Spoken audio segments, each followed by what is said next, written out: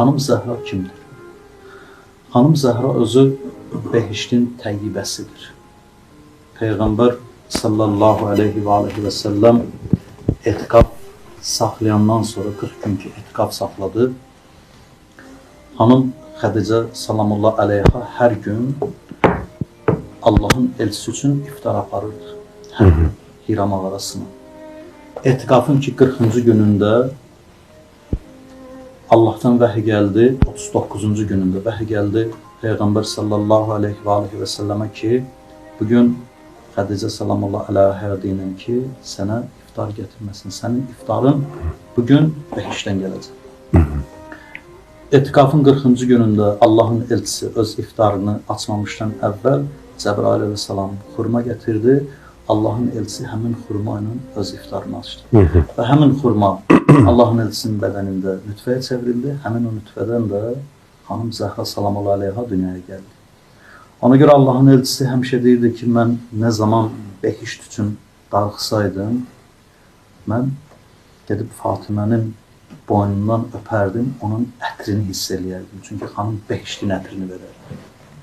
Ona görə xanım behiştin təyyibəsidir.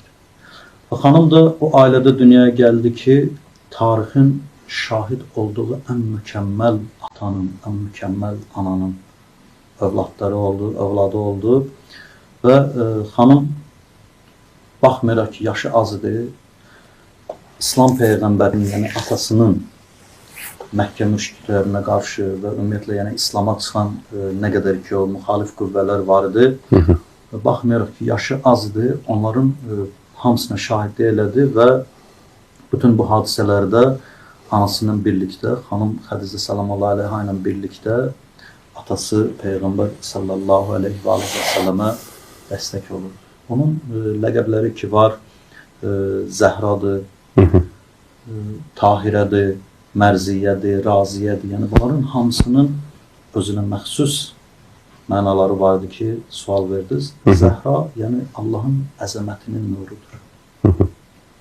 Yəni mütəal Allah onu elə bir şəkildə xəlq elədi ki, xanım Zəhra salamullah aleyha, hətta Allahın elçisi bəzən heç adı ilə çağırmaz bunu, Ümmü Əbiha çağırırdı. Ümmü Əbiha, yəni atasının anası. Hər evə daxil